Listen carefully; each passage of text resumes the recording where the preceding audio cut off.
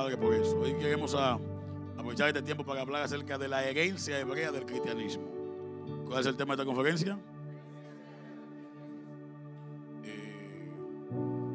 Hace muchos años atrás, yo conocí una congregación en Santo Domingo llamada AMI, Alianza Mesiánica Israelita, que dirige el rabino Dan Ben Abraham, y fue algo que marcó no tan solamente un movimiento, sino que trajo un despertar al mundo de habla hispana. Se han levantado muchos después de eso, pero a quien el Eterno, el Dios de Israel, comisionó con el apostolado de que los gentiles recuperaran sus raíces hebreas, es Dan Ben Abraham.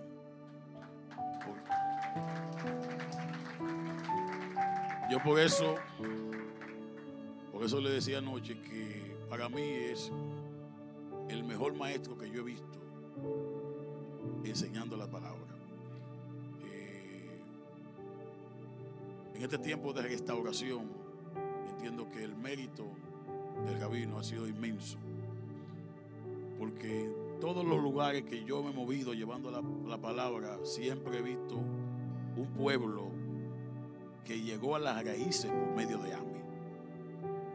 Es algo, los mejores maestros de esta línea han bebido de esta fuente, y la perseverancia de mantener una línea de pensamiento, no importa cuál ola se levante, el maestro siempre continúa con una enseñanza. Entonces es de mucho mérito para nosotros como comunidad Casa de Luz contar hoy con la presencia de rabino Dan Ben Abraham.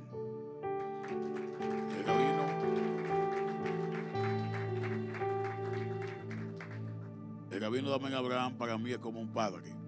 Es alguien que tiene un valor que no tendría yo palabra para desglosarle lo que significa para mí, porque es una persona que ha enseñado la revelación de la Torá, pero a su vez la ha modelado con la vida. Esas dos cosas juntas son difíciles de conseguir en una sola persona. Hay muchos maestros de Torá, pero lo difícil es modelar esa enseñanza con la vida. Y yo me siento regocijado que él puede estar con nosotros. Cuando yo levanté la congregación en Santo Domingo, también él estuvo con nosotros. Yo sé que usted lo va a ver mucho aquí, porque yo he empezado un viaje hacia la conexión de nuevo. O sea, yo pienso que más que entretener a la gente con un misticismo desconectado de Israel, tenemos que volver a la fuente, y la fuente de Israel es la Torá. Es la Torá. Si hay algo que nos queda como herencia de Israel a las naciones, es la Torá. Entonces el hispano es muy dado a colarse en los atajos, buscar atajos para tratar de llegar a la meta. Hay un adagio que decía que todos los caminos conducen a Roma, y es verdad, todos los caminos desviados te van a llevar a Roma, porque aún de ese misticismo desbordado, Roma tiene el control, y es Roma que lo está promoviendo. Entonces lo que la gente necesita es volverse al Dios de Israel, sin la influencia de ninguna otra religión. Entonces ese trabajo de conectarnos de nuevo con la fuente, con ese Yeshua hebreo, el hijo de Miriam y Joseph, el hebreo, diga conmigo el hebreo, no lo escuché, diga el hebreo. O sea, esa conexión con él, con Israel, con sus fuentes, con sus raíces, esa conexión con la Torá. O sea, Yeshua vivió y caminó en la tierra como maestro, respetó el legado de Abraham, respetó el legado de Isaac, respetó el legado rabínico de los rabinos que vinieron antes de él. Lo que tenía que modificar lo modificó, pero nunca el respeto de Yeshua hacia un maestro lo llevó hacia la idolatría de su tumba. Entonces hay mucho misticismo que está desconectado de la Torá, que usted tiene que hacer sus ajustes, porque recuerde que nosotros venimos de un misticismo pentecostal. Entonces hay gente que lo que ha hecho es cambiarse de religión, y como ese misticismo les resulta parecido a donde ellos salieron, quieren abrazar eso. Nosotros tenemos que volvernos al Dios de Israel, y no se puede volver al Dios de Israel sin volver a la Torá. ¿Alguien está aquí hoy? A lo que tenemos que volver no es a la Torá. ¿Qué tenemos que volvernos? Es a eso que hay que volverse. Entonces por eso hoy yo he querido que este momento profético, que usted lo va a ver que se va a estar repitiendo mucho, porque hay un despertar, pero a la Torá, al Dios de Israel. Y para mí es más que un privilegio que con nosotros esté el rabino Dan Ben Abraham. Él va a pasar y va a enseñar la palabra. Hacía ya un tiempo, pero que no se acababa de concretar. Y finalmente hoy, Baruch Hashem, el Eterno nos permite estar aquí, conocerles de primera mano y disfrutar de este tiempo juntos. Yo sé que para ustedes coordinar este día acá ha sido tal vez desafiante, porque los domingos es el día para salir con la familia, ¿verdad? Comprar las cosas de la casa, lavar el carro y ese tipo de cosas para la mayoría. Y tal vez para otros es una bendición poder estar hoy aquí recibiendo la invitación que se hizo para esta conferencia de raíces hebreas del cristianismo. Gracias al Eterno por esta oportunidad. Gracias al Eterno. Es un privilegio enorme poder ver cómo en todo lugar ese retorno a la Torá está teniendo su momento histórico y su momento profético. Me acompaña en este día acá el Moré Caleb Jr., ya, de nuestra comunidad AMI aquí en Whitestone, en New York. So, vamos a hacer esa conexión, ¿sí? De comunidades hermanas. Bendito sea el Eterno, que no nos conocíamos, pero que ahora nos conocemos, ¿verdad? Bendito sea el Eterno por eso. No sé si hay algún otro hermano de la comunidad parece que están dando vuelta por ahí, encontrando este estratégico lugar aquí, estratégico lugar acá. Bendito sea Hashem, bendito sea Hashem.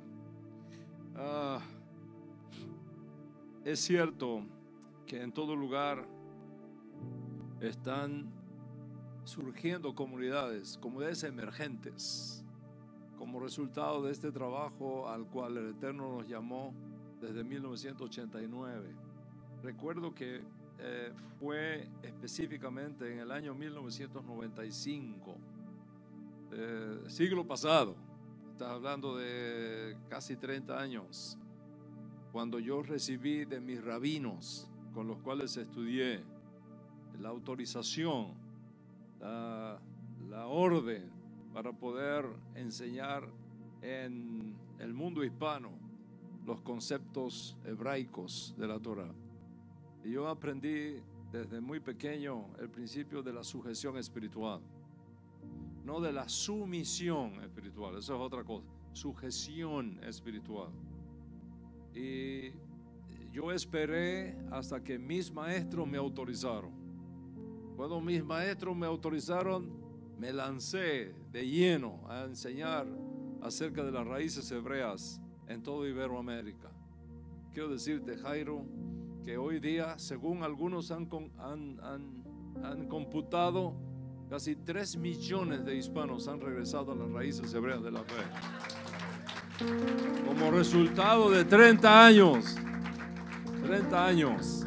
de servicio ininterrumpido. Y es por eso que donde quiera que uno va se encuentra con comunidades por aquí, por allá, que no conocíamos, y son el resultado de ese trabajo. De hecho, interesante que hoy mire esto. Mire qué bonito. Hablando de esto, ¿no? Vamos a ver si lo encuentro aquí rapidito.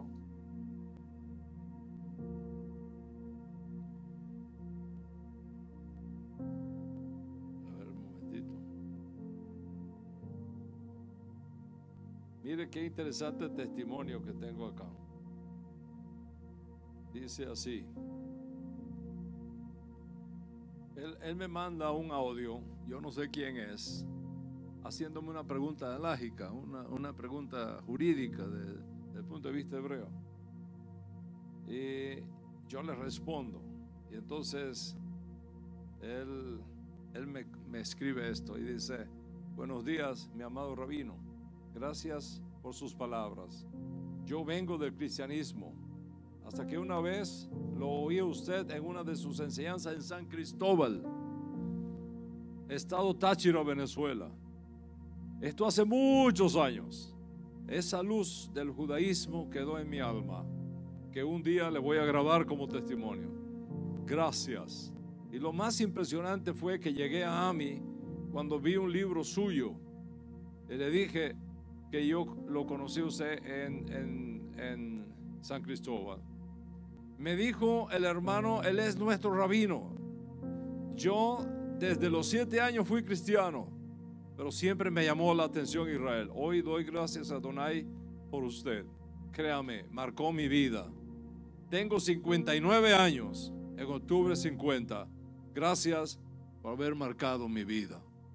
Eso es otro testimonio. Eso me llegó hoy. Hoy. Yo no sé, no lo recuerdo, no sé quién es. Si lo veo, no sé quién es.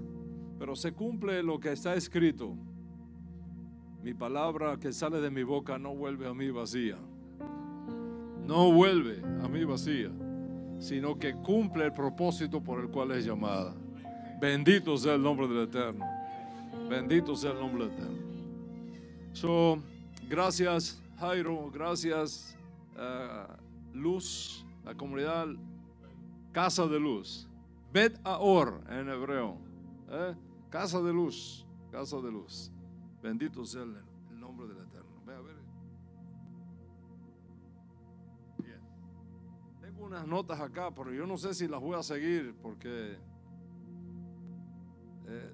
no sé, tengo cosas en mi corazón. ¿Qué tiempo tenemos, Jairo? Ok.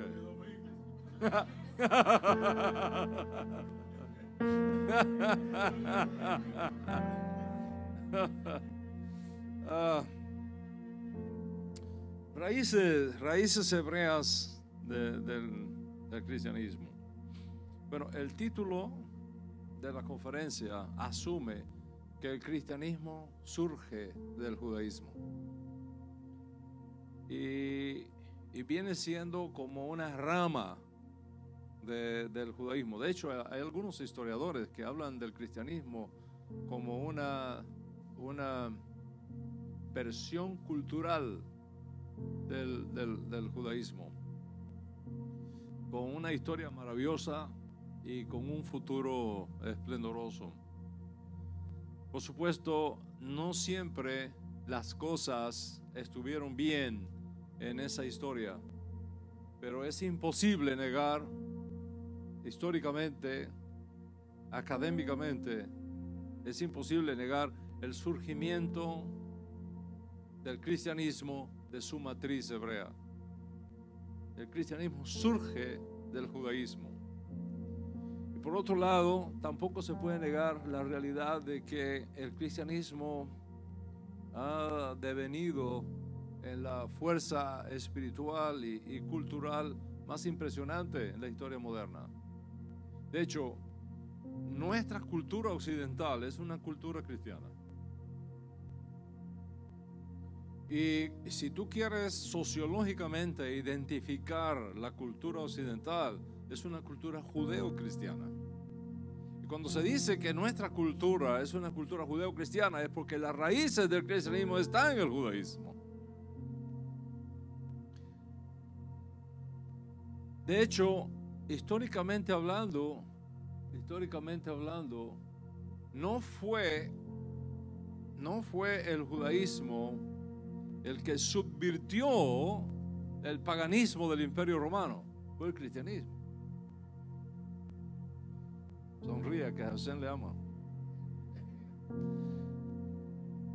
Quienes reemplazaron el paganismo, humanamente hablando, quienes reemplazaron el paganismo, quienes destruyeron el paganismo, el Imperio Romano, no fue el judaísmo, fue el cristianismo.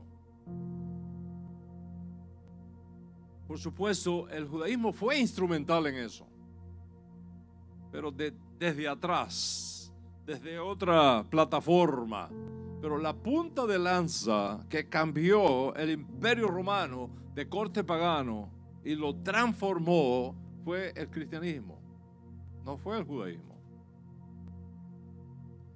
Esto no es un asunto de opinión, es un asunto de historia, no es un asunto de gustos, es un asunto de realidad histórica.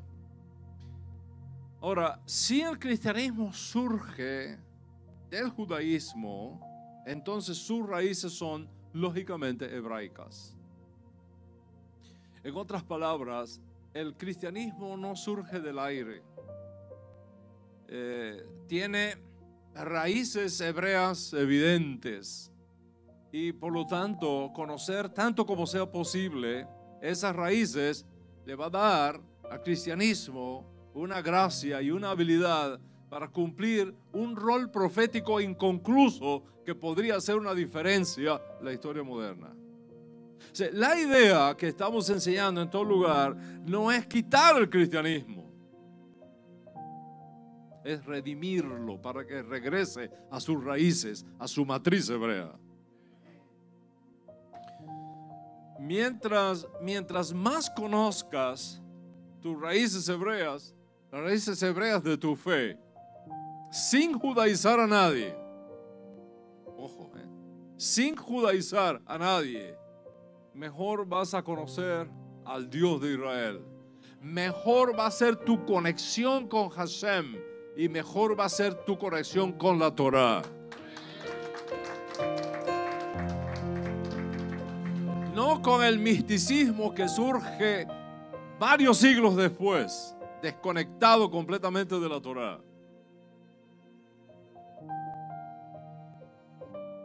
Sino con Hashem y con la Torah, con el Yeshua judío, con la fe hebrea de nuestros padres, Abraham, Isaac y Jacob.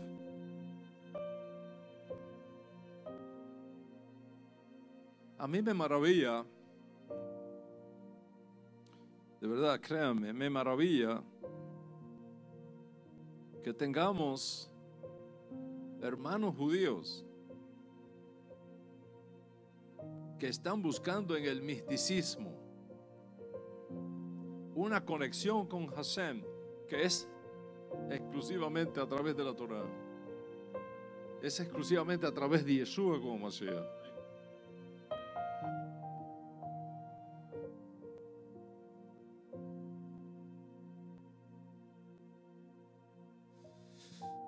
El propósito de esta conferencia, entonces, es conocer mejor y comprometerte más con tu servicio a Hashem por medio del aporte que pueda hacer tu fe y tu conocimiento de las Escrituras desde una perspectiva hebrea. Conocer esas raíces hebreas de tu fe. Rabino Shaul escribió: la fe viene por el oír y el oír por la palabra de Dios. La fe, la emuná, viene por el oír y el oír la Torah, el oír la palabra de Dios. Para el tiempo cuando Rabino Shaul, el apóstol Pablo, escribió eso, no existía el Nuevo Testamento. No existía el Nuevo Testamento.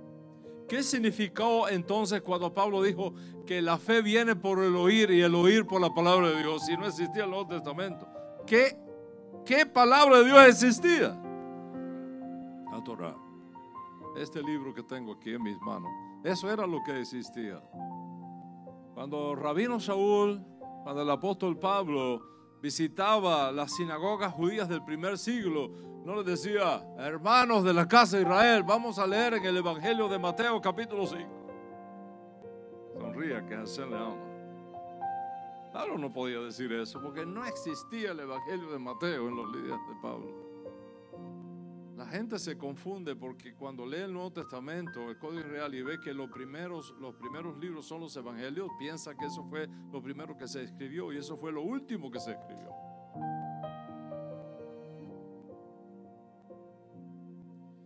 Cuando Pablo decía toda la escritura es inspirada por Dios, no existía el Nuevo Testamento.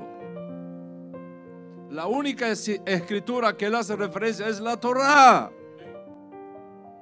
y los profetas. De modo que cuando él dice la fe viene por el oír y el oír por la palabra de Dios, está claro que en su mente la palabra de Dios es el mensaje de la Torá, el mensaje de la Biblia hebrea. Y entender ese mensaje de la Biblia hebrea y aplicarlo apropiadamente será siempre la clave para el desarrollo de tu fe. Porque la fe viene por oír la palabra de Hashem. Dicho de otra manera, tu fe será de la misma sustancia que la palabra que lo produce.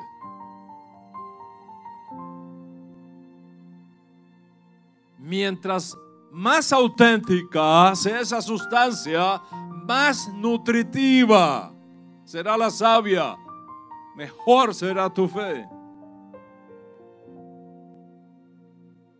Partiendo pues de este postulado, vamos a mirar algunas de estas riquezas que está contenida en el tema que estamos estudiando en esta mañana, en esta conferencia, Raíces Hebreas de la Fe. Así que vamos a enfocarnos en toda esta riqueza que esto tiene a manera introductoria, porque esto es un asunto tan vasto que es imposible contenerlo todo en una sola conferencia. Me temo que voy a tener que venir otra vez por acá.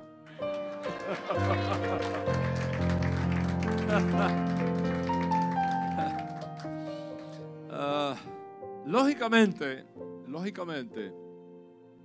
las implicaciones que tiene conocer las raíces hebreas en relación con tu conocimiento del Dios de Israel, en relación con tu servicio al Dios de Israel, al Dios de Abraham, Isaac y Jacob, el Dios de Yeshua, van a aumentar exponencialmente, van a aumentar enormemente.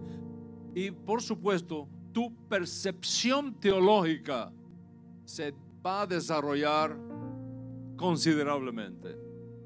De modo que estamos hablando de retornar a esas raíces hebreas, conocer esas raíces hebreas, pero sin judaizar a nadie. Sin judaizar a nadie. Entendiendo judaizar como la propuesta equivocada de exigir a los no judíos tener que hacerse judíos mediante el rito de la circuncisión para asegurar su entrada al mundo por venir, como sugirieron algunos judíos ortodoxos del primer siglo. Está clarísimo, mis amigos, que si la entrada al mundo por venir dependiera de que las personas se hicieran judías, por demás murió Mashiach.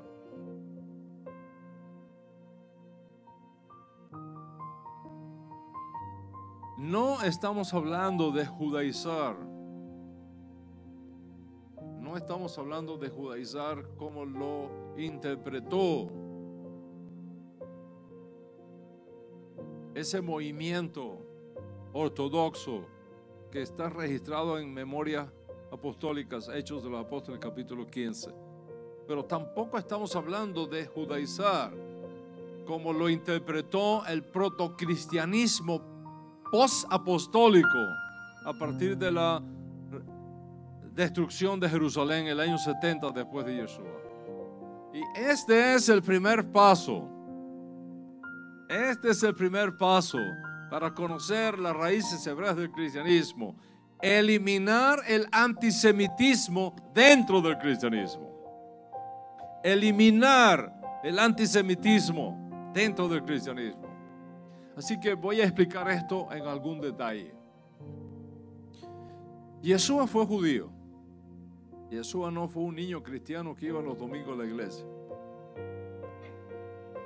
Yeshua fue judío. Sus estudiantes originarios fueron judíos.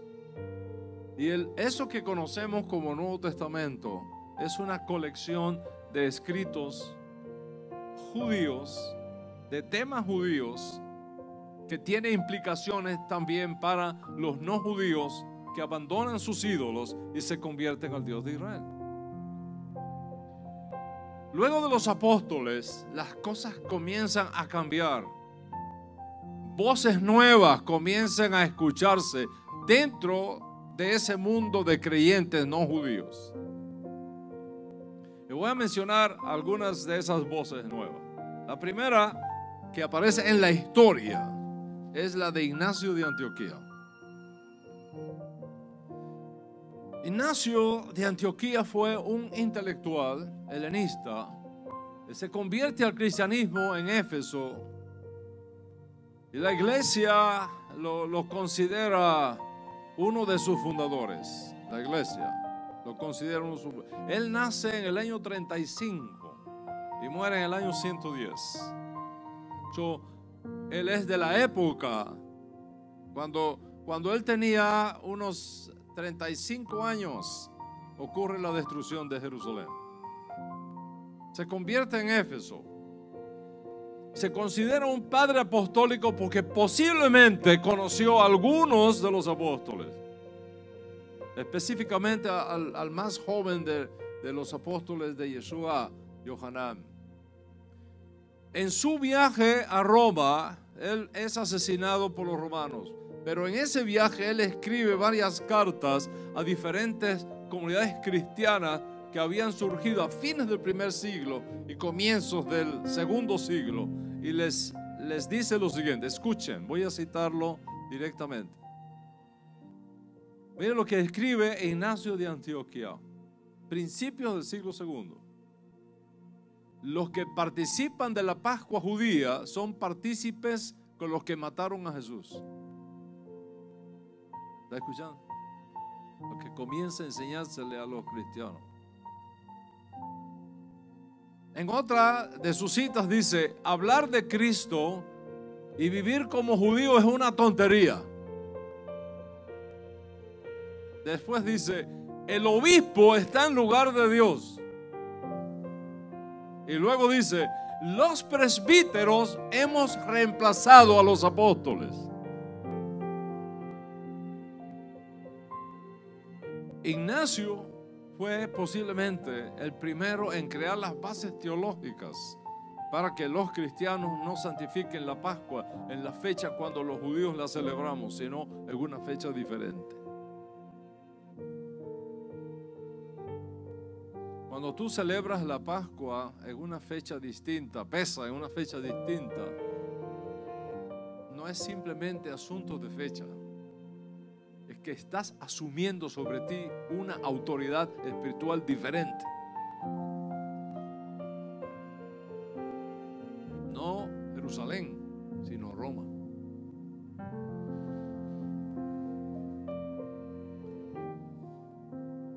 Justino de Roma, o Justino mártir, porque después de Ignacio de Antioquía, se conoce como Justino mártir porque fue martirizado por su fe. Fue uno de los intelectuales más influyentes en el mundo cristiano, especialmente en el protocristianismo que viene surgiendo a partir de la muerte de los apóstoles. Creó una especie de, que llamaríamos hoy una especie de seminario teológico para enseñar filosofía cristiana. Uno de los más connotados cristianos de aquella época. Y una de las cosas por las que se conoce es por su famoso debate con un judío. llamado Trifo. Se llama así, Debate con Trifo, donde él narra sus propias consideraciones en un debate teológico que tuvo con un judío que no creía que Jesús era el Mesías. Ojo. El debate tuvo lugar en la ciudad de Corinto y el tema fue el judaísmo y la validez de la ley de Moisés. Ese fue el tema que se debatió ese día. Lastimosamente no tenemos los argumentos de Trifo, porque no les convino perpetuarlo. Tenemos solo los argumentos de Justino. Y por lo tanto este debate históricamente se conoce solo desde el lado de Justino, no cuál fue la respuesta de Trifo. Nos hubiera gustado tenerla también, ¿no? Habría sido extraordinario escuchar a estos dos intelectuales, un filósofo cristiano y un moré judío, sobre un tema tan interesante, sobre la validez de la ley de Moisés. En todo caso, en este libro de Diálogo con Trifo, Justino usa varios argumentos que son interesantes a los efectos de esta conferencia. El primer argumento tiene que ver con la ley en la circuncisión de la carne. El Brit Milá, la circuncisión de la carne. Desde el punto de vista de la ley de Moisés, la circuncisión en la carne es una señal de pacto entre el judío y Hashem. Es una señal de pacto. De hecho, otro día les voy a hablar de eso. Existen 5 señales de pacto que hace la diferencia fundamental entre cómo debe vivir un judío y cómo debe vivir un justo de las naciones. Una de ellas es la circuncisión, es señal de pacto. ¿Para qué Hashem marcó a los judíos con la señal de la circuncisión? ¿Para qué? ¿Para qué Hashem entregó la circuncisión a los judíos como señal de alianza? Aquí es donde entra en acción el virus del antisemitismo, escondido en la teología de Justino. Les voy a leer lo que dice Justino, que él le dijo a Trifo. ¿Sí? Escuchen. La circuncisión fue dada para separar a los judíos del resto de los pueblos. Hasta ahí va bien, porque ustedes me son una nación santa, separada. La circuncisión fue dada para separar a los judíos del resto de los pueblos, pero no separados como miembros de algún pueblo especial, sino separados para ser marcados como el pueblo que merece ser castigado y perseguido.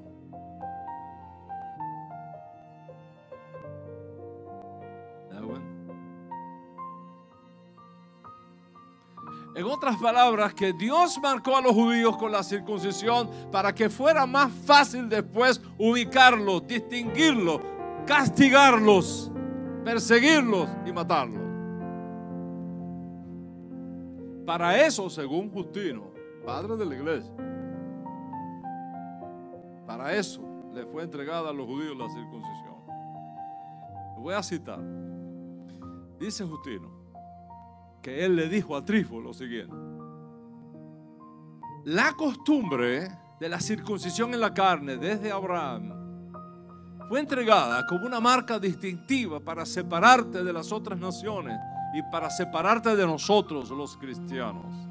El propósito final de esto fue que ustedes, y solamente ustedes, los judíos, pudieran sufrir todas las aflicciones que justamente ahora les ha venido encima. Es un padre de la iglesia.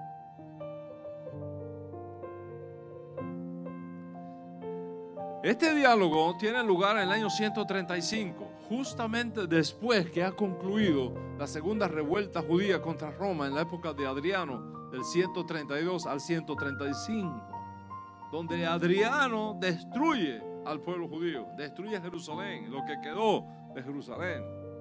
De hecho, fue este Adriano el que emitió un decreto que los judíos no podían regresar nunca más a la tierra de Israel. Y con la mira de que los judíos nunca más pudiéramos regresar a la tierra de Israel, Adriano decretó que Israel no sería llamado más Israel, sino Palestina. De modo tal que no existiera nunca más la tierra de Israel, y por lo tanto los judíos nunca pudieran tener derecho legal a reclamar una tierra que no existía, porque ahora se llamaba de otra manera, Palestina. Observa cómo el cristianismo se va llenando de todo este espíritu antisemita. Y la evidencia es que hasta el día de hoy la mayoría de los cristianos sigue llamando a Israel Palestina.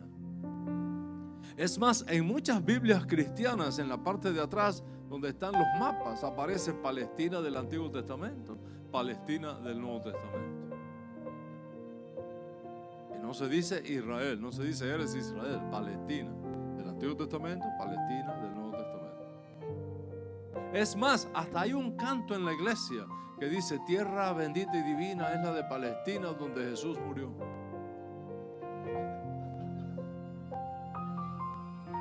Que está llena de errores históricos y teológicos. Histórico porque no es Palestina, es Israel. Y teológico porque solo Hashem es divino, no hay tierra divina. Solo Hashem es divino. ¿Cómo tú vas a decir tierra divina? Y por supuesto que no es Jesús. Jesús nunca existió. Sonríe, que Hashem te ama.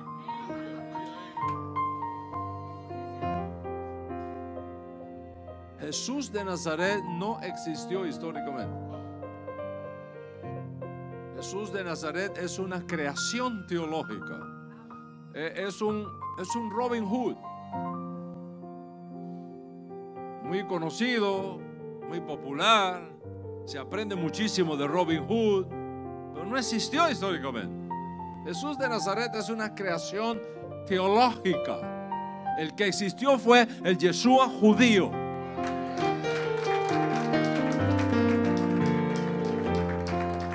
Y ese Yeshua judío es el que estamos enseñándole a las naciones. Bueno, vamos a dejar eso ahí un momentito y vamos a regresar a Justino. Siglo II. ¿Cuál es la razón, le decía Justino a Trifo, por la cual ustedes se merecen todo este castigo? Es decir, ustedes se merecen todo este castigo porque ustedes asesinaron a Cristo. Así que a los cristianos les fue enseñado que la circuncisión no era una señal de pacto entre Hashem y el pueblo de Dios, sino una marca para que todo el mundo sepa quiénes son los judíos, dónde están los judíos, y entonces ubicarlos más fácilmente para poderlos condenar y para poderlos asesinar, maltratar, subyugar, humillar, porque son los asesinos de Cristo. ¿Te das cuenta que aquí no es solamente palabras? Aquí se está metiendo un espíritu. No es solamente una ideología, es un espíritu, es una fuerza espiritual que está entrando dentro del cristianismo.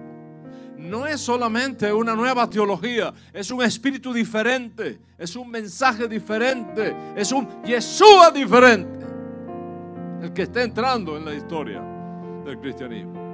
Y ¿qué es lo que pasa, Jairo? Lo que pasa es que cuando la gente nace dentro de este cristianismo, surgido después de los apóstoles, cuando tú naces, cuando tú entras dentro de este cristianismo, con todos estos virus dentro, con todas estas pandemias teológicas dentro, con todo este antisemitismo dentro, tú atraes sobre ti inconscientemente todos esos virus y toda esa influencia espiritual. Pero tú no eres responsable de eso, tú eres víctima de eso. Y hoy el mensaje es: queremos que te transformes de víctima en reformador de la fe.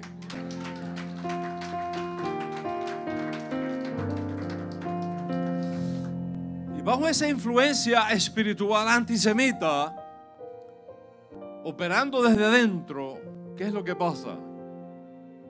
La profecía se corrompe, el mensaje profético se compromete, la visión se enturbia y es necesario traer de nuevo a la iglesia a sus auténticas raíces hebreas sin judaizarla. Ese es el desafío, Jairo, que tenemos por delante. Esa es la importancia que tienen comunidades como esta en Nueva York. Así que, dice Ignacio, los que participan de la Pascua judía son partícipes con aquellos que mataron a Jesús.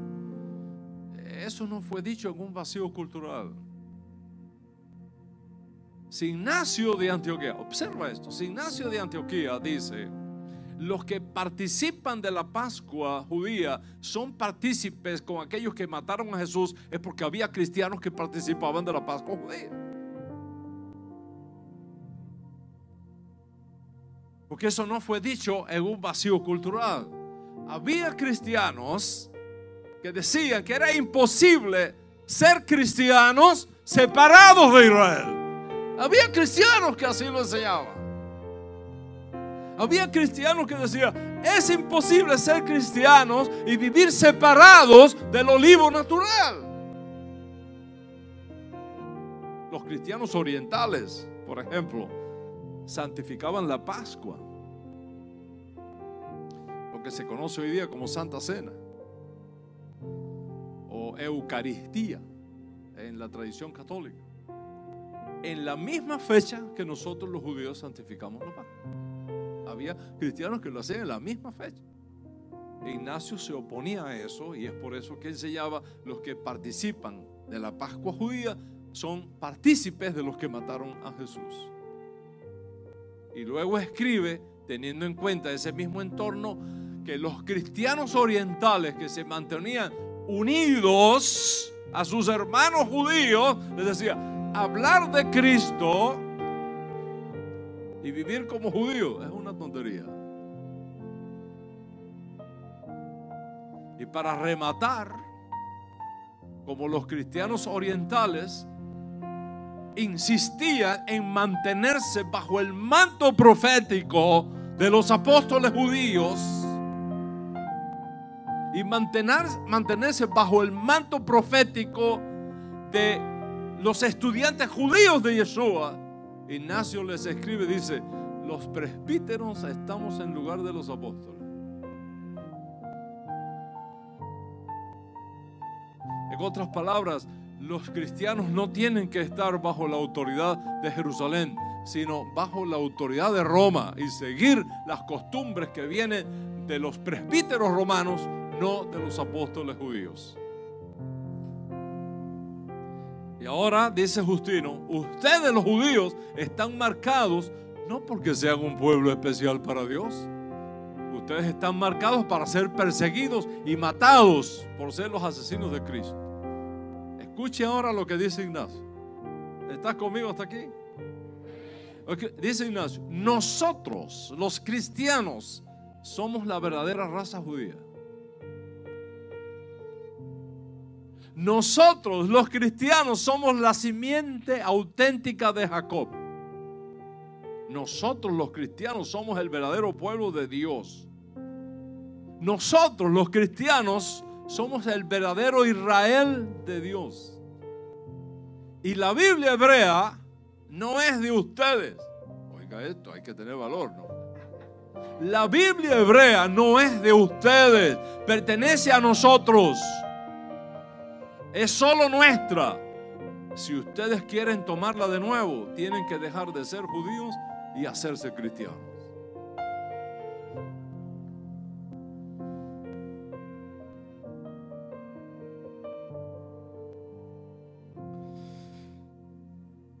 En California, en una iglesia cristiana muy importante y amantes de Israel, fíjense esto, amantes de Israel, viajan a Israel, defienden a Israel, pero teológicamente son antisemitas. Hay un judío que está casado con una cristiana y la esposa siempre lo está invitando: ven conmigo a la iglesia, que ven conmigo. Y finalmente fue, era un judío secular, fue. Y fue un tremendo mensaje que predicó el pastor, hizo llamamiento, ¿sabe cómo es, no? Porque quieren aceptar a Cristo, y el hombre pasó al frente, le hicieron la oración y todo. Al domingo siguiente lo van a bautizar. El tipo ni sabe lo que es bautismo, pero bueno, le van a bautizar. Oye, bautizado. Cuando termina el acto de bautismo y lo van a presentar, ¿sabe lo que le tenía el pastor? Le dice: aquí te tengo un regalo, un sándwich de puerco, para demostrar que ya tú no eres más judío, sino que ahora eres cristiano.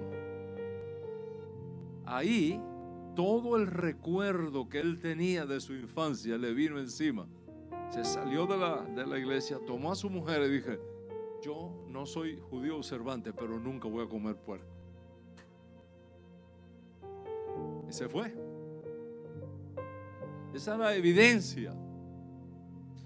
Y eso me hace recordar, ¿no?, de un judío que se muda para un edificio de católicos ortodoxos. No católicos, católicos ortodoxos. Y estos católicos ortodoxos no comen carne los viernes. Por razones, no comen carne los viernes. El judío se muda en el primer piso.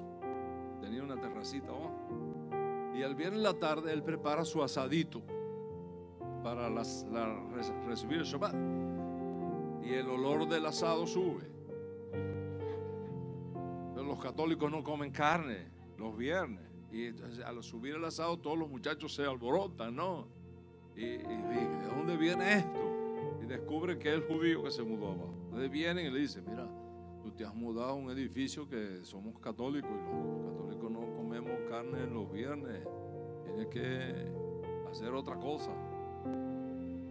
Bueno, no, disculpen. Al otro viernes, otro asado más.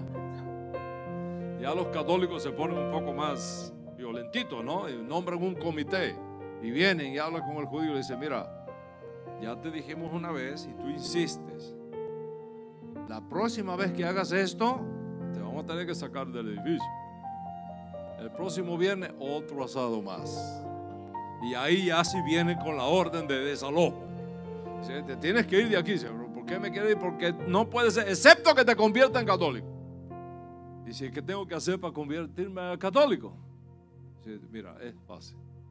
Tú dices: desde ahora yo creo en el Padre, en el Hijo, en el Espíritu Santo. Amén. Tú haces eso y eres católico. Y dice: pues venga, vamos. Pum, pum, pum. Y se hizo católico. El viernes que viene, el asado otra vez. Bajan los católicos y le dicen: pero ¿cómo haces esto si ya tú eres católico? Dice: no, ustedes están equivocados. Es una mala percepción. Yo puse mi carne, ¿verdad? Yo puse mi carne y yo dije: desde ahora serás pescado en el nombre del Padre, del Hijo y del Espíritu Santo.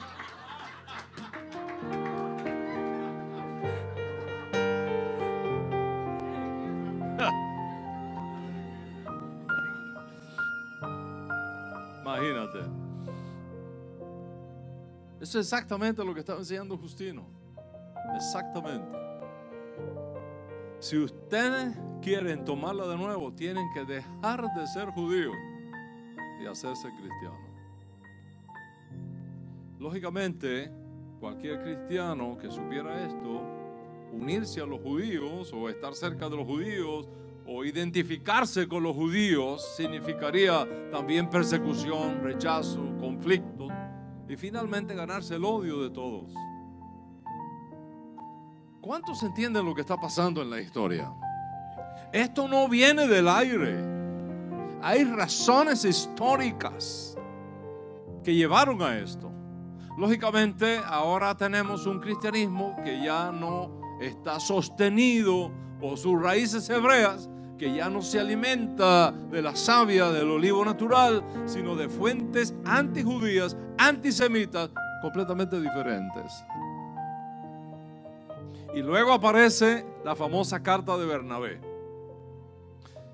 Es una obra anónima que algún cristiano atribuyó a Bernabé, el apóstol, compañero de Pablo, para darle mayor autoridad a la carta.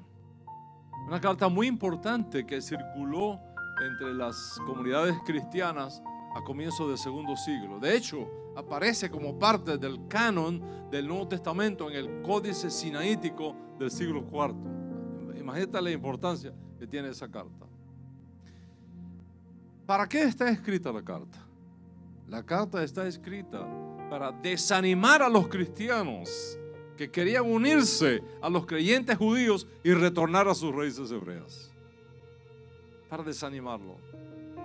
Para este cristiano, autor de esta carta, que un cristiano estuviese deseando nutrirse con las raíces hebreas era un absurdo. Así que escribe esta carta, entre otras cosas, para impedir, tanto como fuese posible, el retorno de los cristianos a sus raíces hebreas en el segundo siglo.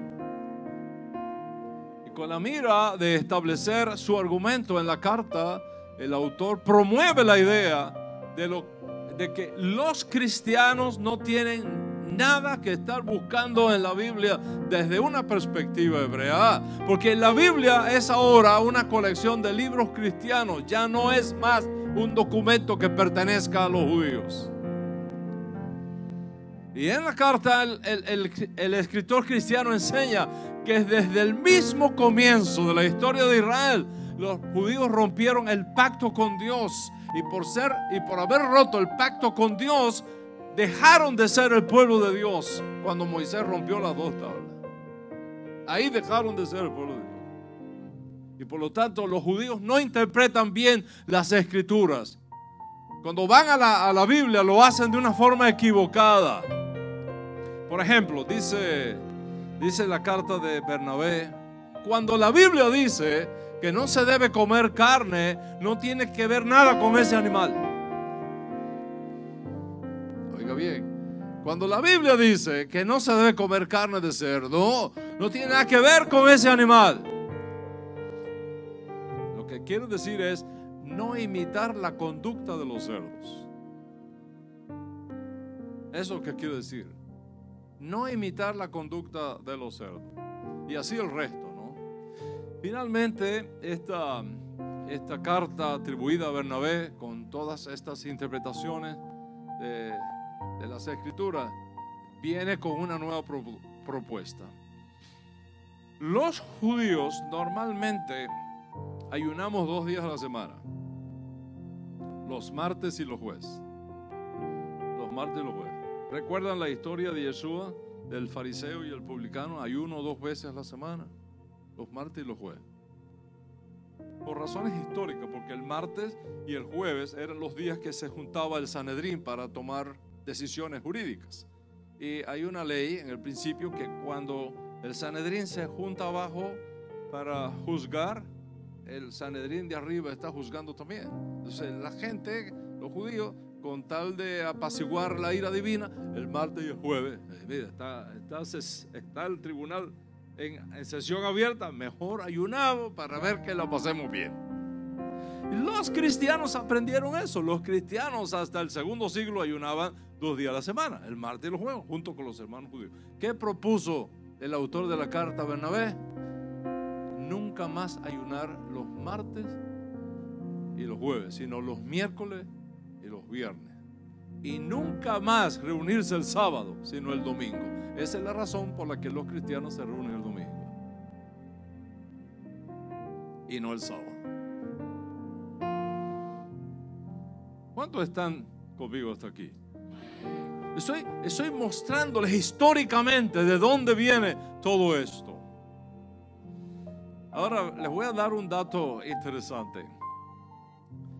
La Torah dice que cuando Hashem le dice a Abraham que tiene que circuncidarse él y todos los de su casa, 318 siervos que tenía Abraham fueron circuncidados por Abraham ese día. Los 318 siervos que Abraham tenía. Génesis 14 lo dice, léete Génesis 14, 15, 16 y 17, ahí está toda la historia. ¿Cómo interpretó el autor de la carta a Bernabé este hecho a las iglesias cristianas. Recuerda que él escribe en griego, no en hebreo. Escribe en griego, el helenista, era su lengua vernácula. Entonces él dice en esta carta, le cito: Abraham circuncidó 318 hombres. ¿Qué significa esto? Dice él. ¿Cómo escribimos 318 en griego? Escribimos 318 con 3 letras: la iota, la eta y la tau. La iota y la eta suman 18, que son las 2 primeras letras del nombre griego de Jesús. Y la tau simboliza la cruz. Por lo tanto, es la cruz. Cuando Abraham circuncidó a sus 318 siervos, lo que hizo fue la señal de la cruz.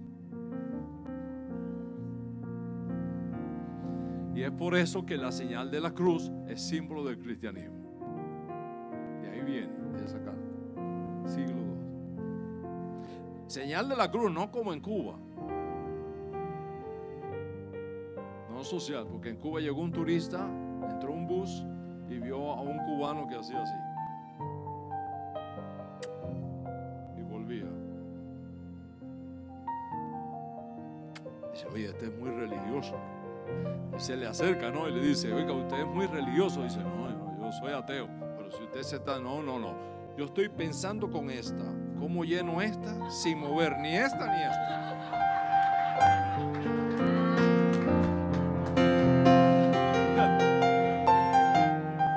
No está hablando de ese símbolo, de la parte teológica.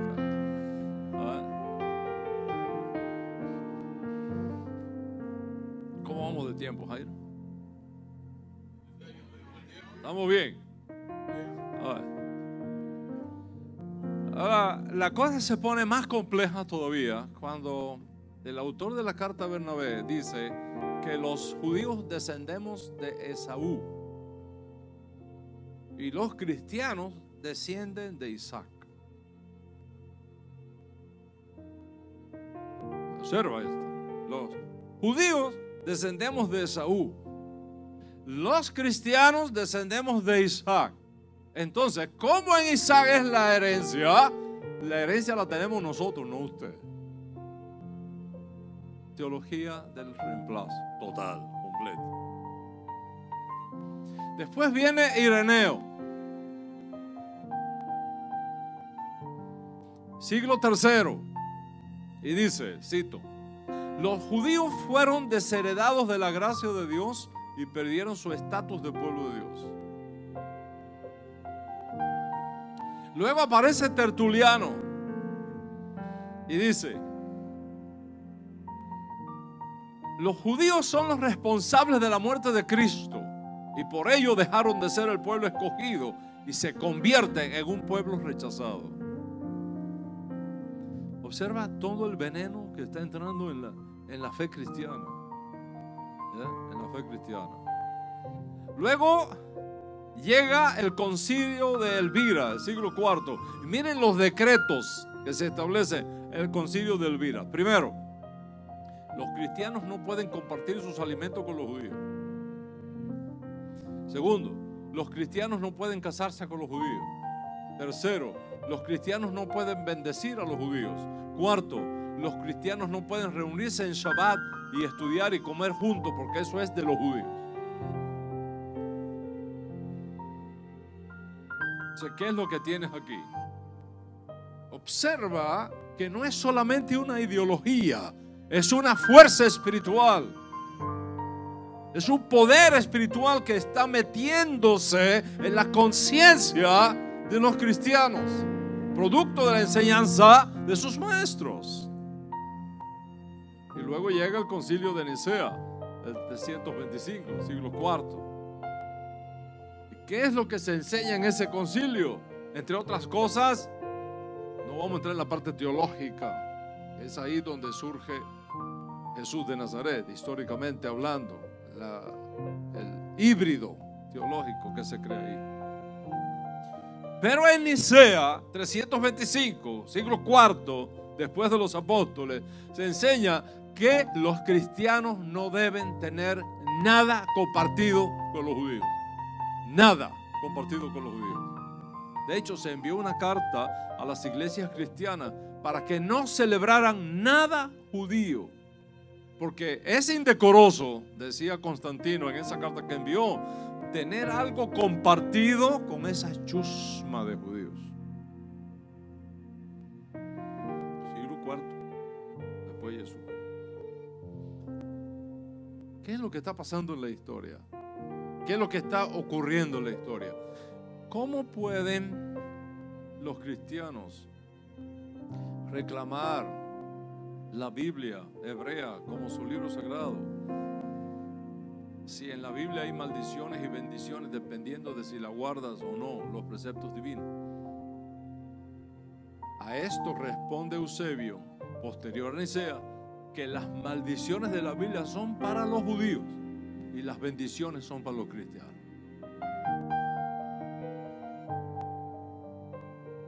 Y después aparece Juan Crisóstomo. Le voy a decir una de las enseñanzas de Juan Crisóstomo, siglo IV. Los cristianos no tienen nada que ver con sus raíces hebreas, porque las sinagogas son peor que un prostíbulo. La sinagoga es cueva de ladrones, un hato de salvajes. Los judíos están poseídos por los demonios y por el propio Satanás. Y por tanto, el más sagrado deber de un cristiano es odiar a los judíos hasta la muerte. Jairo, ¿me podrás conseguir un poquito de agua sin hielo por ahí, por favor?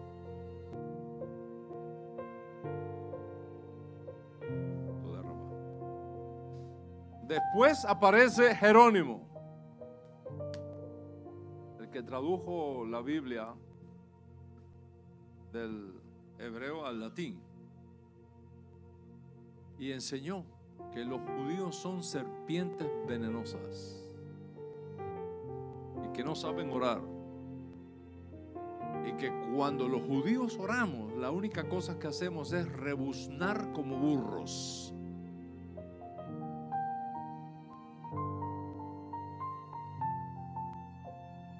¿Te puedes imaginar la fuerza espiritual que se está moviendo aquí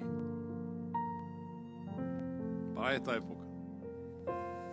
Y es bajo esa autoridad espiritual que comienza a moverse el cristianismo. Esa es la razón por la que cuando llega la Semana Santa, la mayoría de los cristianos celebran la muerte y la resurrección de Jesús en una fecha totalmente segura, porque ya no están bajo la cobertura de los apóstoles, sino bajo la cobertura del obispo de Roma. Esa es la fuerza que está operando. Y no voy a mencionar las cruzadas, no voy a mencionar las conversiones forzadas, no voy a hablar de la expulsión de los judíos de España y Portugal, no voy a hablar de la Inquisición, no voy a hablar de todo ese movimiento que causó hacer responsable a los judíos por las plagas que invadieron a Europa en aquella época. Me imagino que eso es asunto que muchos de ustedes ya conocen. Lo que estoy diciendo es que como resultado de todo esto, los cristianos asociaban sus problemas con la presencia de los judíos en sus tierras, en sus ciudades. Y por eso los pintaban con narices puntiagudas, con cornos como Lucifer, con cola de monos. Los líderes cristianos incitaban a los cristianos a odiar a los judíos. Y cuando algo sucedía malo en un pueblo, cualquier cosa que fuera, los judíos eran los responsables. Y es por eso que ciudades completas, barrios completos de judíos fueron quemados. Sinagogas fueron quemadas. Los libros judíos quemados en hogueras.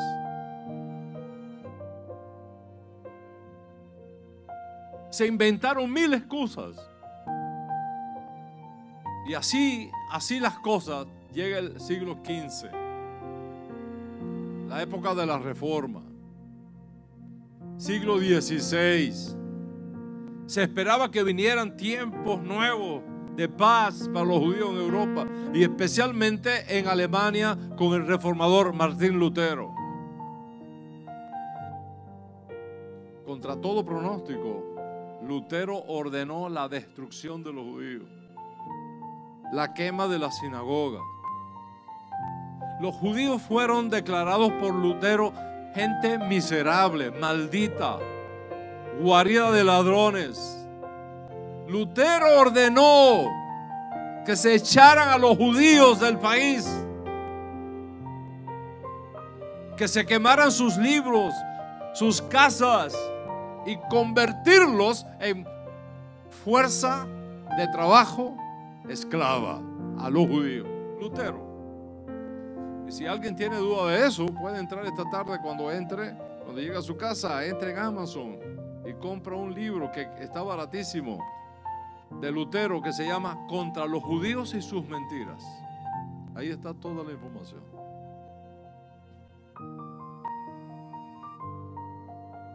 Luego se levanta en Inglaterra, ya en el siglo XX, otro cristiano, seguidor de Lutero.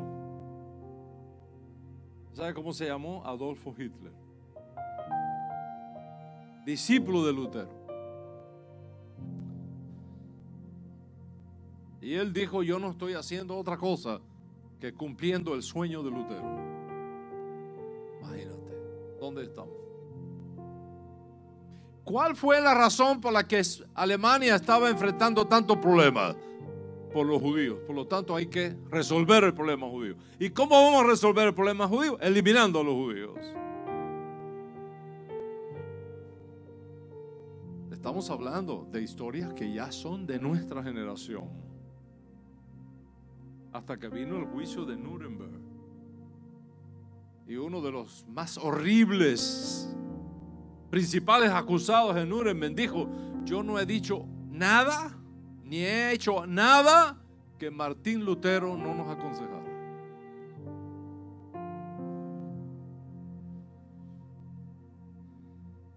Llevamos 2000 años sufriendo de este cáncer. Y mis amigos, hoy en pleno siglo XXI parece que las cosas no han cambiado mucho.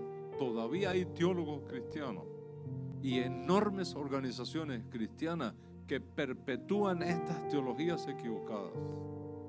De Ignacio de Antioquía, de Justino Mártir, de Jerónimo,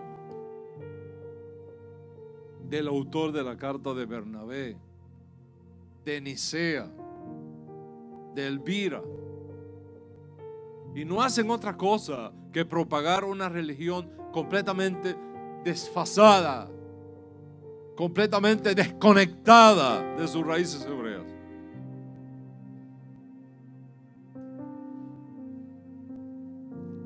Uno podría pensar que ya en el siglo XXI estas cosas tendrían que ser superadas, pero la realidad dice otra cosa, y esto nos enseña cuánto todavía nos queda por hacer. En el año 2002, escuchen esto, en el año 2002, ya entrado en el siglo XXI, se publicó un documento aquí en los Estados Unidos, venido nada menos que del Seminario Teológico Juan Knox, uno de los seminarios evangélicos más influyentes hoy día en los Estados Unidos y en América Latina. Creo que todos sabemos que el Seminario Teológico Juan Knox es un seminario de tradición reformadora. Existe para educar a hombres y mujeres y demostrar el Evangelio de Jesucristo. Así dice en su web. Y les voy a leer el propósito de este seminario, según aparece en su página web: equipar a estudiantes de naciones de todo el mundo con el conocimiento y las habilidades necesarias para ser líderes ministeriales en el reino de Dios en la tierra. La educación de Knox estará marcada por su consistencia con la teología reformada, la profundidad teológica, la aplicabilidad práctica en las culturas mundiales y su objetivo evangelístico. Eso que dice, eso es lo que se espera, ¿no? de un seminario teológico evangélico. Anyway. Pero ¿qué dice el famoso documento propuesto de este seminario teológico tan influyente en Estados Unidos sobre Israel. ¿Qué dice? Voy a leer algunos párrafos. Escuchen esto. Los que enseñan que las promesas de la Biblia con respecto de Israel están siendo cumplidas hoy están equivocados. Las promesas hechas a Abraham no aplican a ningún grupo étnico particular, sino a la iglesia de Jesucristo, el verdadero Israel. Aquí, en Estados Unidos, siglo XXI. Sigue diciendo el documento: el derecho de cualquier grupo religioso o étnico a un territorio en el Medio Oriente llamado la Tierra Santa no puede ser apoyado por las Escrituras. Las promesas de tierra específicas a Israel en el Antiguo Testamento ya fueron cumplidas bajo Josué. Y el documento cierra con broche de oro diciendo: el actual Estado de Israel no es una realización profética. ¿Está escuchando? Seminario evangélico influyente en los Estados Unidos, siglo XXI. El actual Estado de Israel no es una realización profética. No podemos aceptar que haya un reino de Cristo en la tierra con características judías.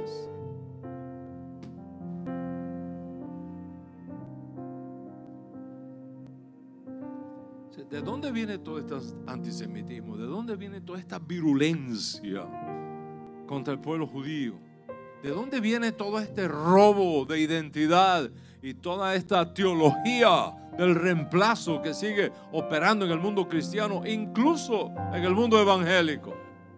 ¿Te imaginas a un seminario de formación de líderes cristianos a los cuales se les eduque la mente para que luego vayan a las iglesias y a las ciudades de América y perpetúen estas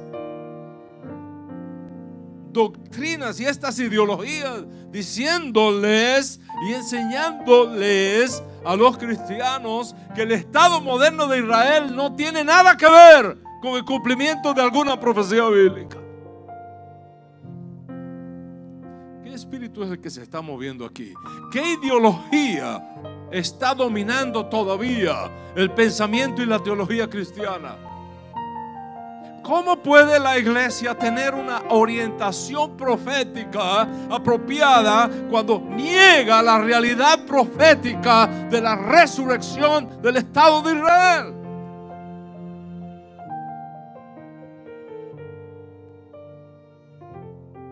De modo que cuando hablamos de raíces hebreas del cristianismo, sin judaizar a nadie, significa mostrar la realidad judía de Yeshua y la enorme zona de herencia a la cual tienen acceso los cristianos, eliminando toda esta basura teológica,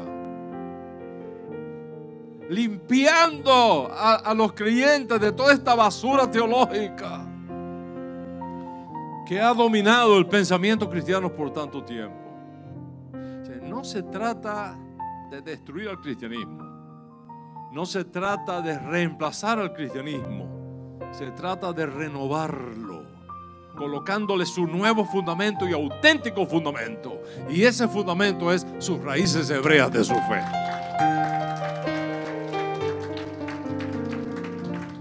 Esta realidad hebraica tiene riquezas culturales extraordinarias. Esta realidad hebraica tiene riquezas hermenéuticas extraordinarias. Esta realidad hebraica tiene riquezas teológicas extraordinarias. Esta realidad hebraica tiene riquezas proféticas extraordinarias. Y conocerlas es lo que va a hacer una diferencia en tu vida.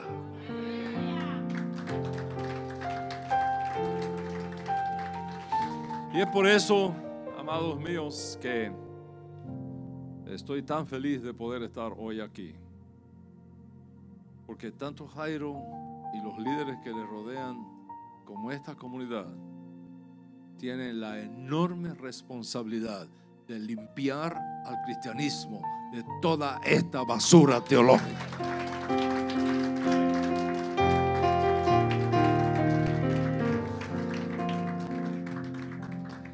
Hasén es sabio. Hasén es sabio. En medio de todo este balagán, en medio de todo este caos, Hasén tiene el control. Hasén tiene el control. Nosotros estuvimos recientemente en una gira por Europa. Y esa gira nos llevó a Viena. Estuvimos en Viena, estuvimos en la sinagoga, la gran sinagoga en Viena y demás. Pero Viena es una ciudad católica completa. Las cosas que uno ve ahí son impresionantes. Hay un puente famoso que junta varios palacios, los antiguos palacios, ¿verdad? Y en ese puente hay un Cristo crucificado. El puente, Cristo enorme, Cristo grande, crucificado. Arriba tiene el famoso INRI. Y lo tiene también en hebreo. Lo tiene en griego y lo tiene en latín. Aparte del INRI, lo tiene en las tres lenguas. Y ahí está la gente postrándose, ahí está la gente frente a ese crucifijo, ¿no? Enorme. Y yo grabé. Le dije a mi esposa, grábame aquí. Dice, ¿pero ahí vas a grabar? Dije, sí, aquí, grábame aquí. Con todo ese Cristo atrás y todas esas cosas, ¿no? Digo, quizá, un día les voy a enseñar el video. Quizá ustedes se sorprendan que yo esté aquí grabando detrás de esta imagen. Pero quiero decirle que detrás de esa imagen hay un código profético escondido. Y cuando nosotros quitemos esto, y esto, y esto, y esto, van a conocer al verdadero Yeshua judío que está escondido detrás de todo esto. Esa es nuestra responsabilidad. Es quitar la tierra, quitar el polvo, quitarlo. Y en la medida que lo vamos quitando, vamos a encontrar un diamante escondido ahí adentro. Y ese diamante es el que va a hacer la diferencia en la redención final del mundo. Comunidades como estas, líderes como estos, son los que Hashem está levantando en este tiempo para hacer ese trabajo. Ustedes no son cualquier cosa.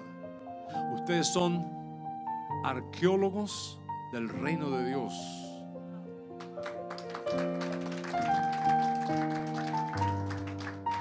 Ustedes son arqueólogos que están sacando el polvo que cubre una riqueza extraordinaria.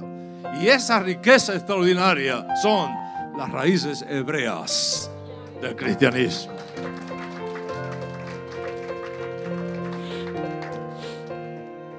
Y hoy, por la autoridad que el cielo ha impuesto sobre mí, y por esa autoridad que nos viene de Moshe Rabeno, de los hombres de la gran asamblea, de Yeshua HaMashiach, del rabino Saúl, y que llegó hasta mis maestros, el rabí Leví, el rabí Fisher, el rabí David Friedman, mis maestros, y los que me dieron la autoridad para enseñar esto en las naciones, por ese mismo espíritu que viene rodando, por esa matriz espiritual de redención, libero eso en la vida de esta comunidad. Libero ese espíritu en la conciencia de cada uno de ustedes. Libero esa fuerza espiritual en la vida de cada uno de ustedes, en la vida de esta comunidad. Este espíritu de redención que está en mi conciencia sea pasado a ustedes, a ese líder que el Eterno ha puesto aquí. Ese espíritu de redención llene tu neshama y no te suelte nunca te suelte. Que lo puedas pasar a tus discípulos nosotros, a toda la comunidad. Que surjan comunidades como estas en todo lo largo y ancho de Estados Unidos y América Latina, para recordarle a nuestras naciones que no están solas, que el Dios de Israel los está esperando, que hay una herencia compartida con nuestro pueblo a la cual ustedes tienen derecho también, y que esa bendición se transforme en un tiempo de redención tan extraordinario y poderoso que no pueda retener por más tiempo a nuestro Santo Maestro, y el cielo nos lo envíe prontamente y en nuestros días. Amén, ve amén. Amén, ve amén. Amén, ve amén. Toda roba. Toda roba. Gracias, Jairo. Gracias, comunidad. Será hasta nuestro próximo encuentro.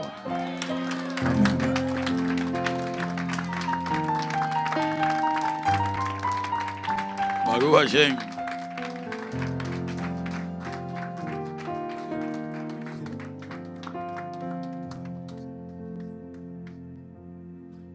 Baruch Hashem.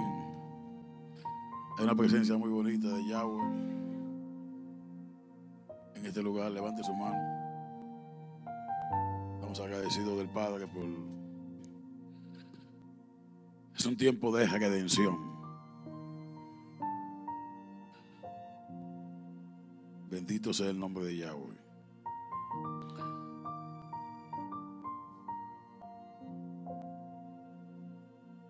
Levanta tus manos hacia el cielo.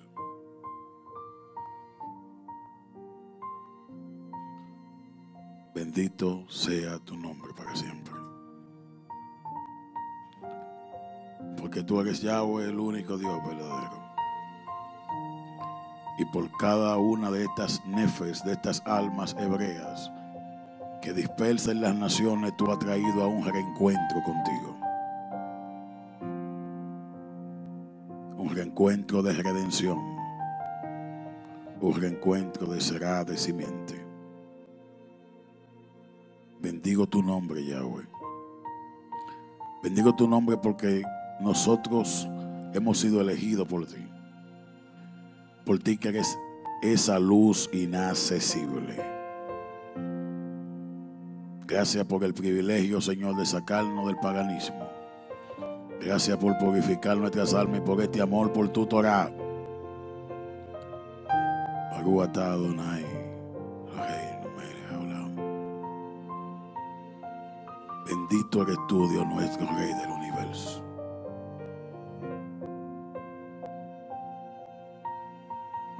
Yo quisiera bendecir la vida de este momento. El rabino Dan, te puede levantar una ofrenda, saque su ofrenda. Quiero bendecir la vida de este hombre. Rabí Dan es un manto genuino y yo quiero sembrar en la vida de este hombre. Estos son de esos encuentros que usted no lo va a ver todos los días, porque un día como hoy la eternidad se abre. ¿Alguien cree en eso hoy? Alguien va a salir de aquí con una revelación a sus mejores días de este año. ¿Alguien dice amén a eso? Tiempo de abundancia. Cuando la Torah es expuesta de esta manera, los cielos se abren a nuestro favor. Así que levanta una semilla, trae una semilla de fe a sembrarla en este manto genuino. Este hombre es una escuela que camina.